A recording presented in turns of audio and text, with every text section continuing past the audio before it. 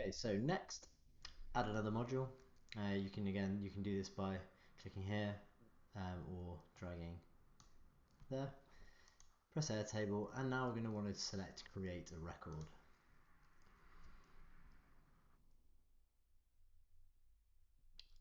Connect your Airtable again, and then select your base. And then we're going to want to select the table which we created at the start. Gmail attachments.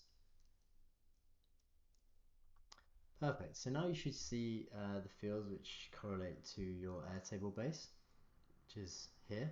So we've got 4 fields. This is from the introductory part where we asked to set up your Airtable base. And now we're going to map these fields across. We're going to have email subject, just so you know where these attachments have come from. We're going to have the date. And we're going to have the file name. From this one, we're going to get this from the iterator, if there's more than one file. And then for the attachment, we're going to get the direct download link from Google Drive.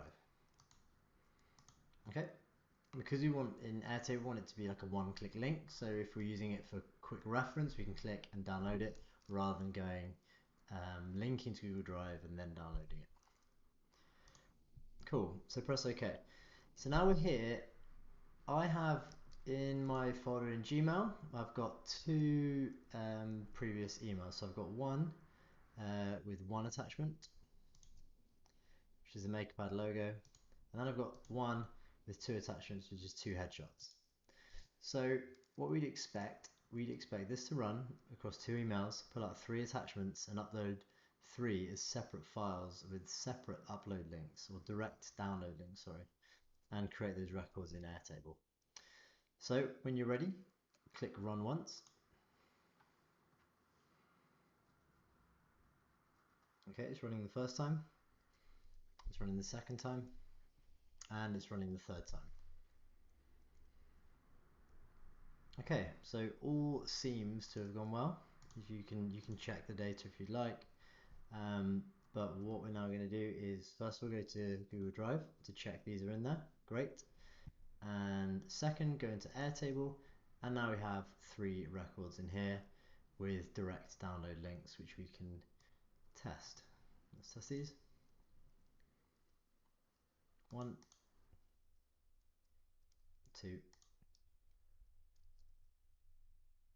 and 3. And notice that these are saved as multi-attachments here. So if you wanted to map across any additional details in this final step to rename that, you can do, but it will save each one independently, so you've got a record of the attachments. And that's it. Hopefully you enjoy this tutorial and you find it useful. It's more of a productivity / time saving tutorial. It's always nice to have a backup of all your attachments to save having to dig through emails. I know that's quite tedious sometimes, but if you've got any questions or want help setting this up, reach out inside the MakerPad community Slack channel. I'm at Tom Osman, or message me or mention me on Twitter at Tom Osman again. And I'll speak to you soon. Bye.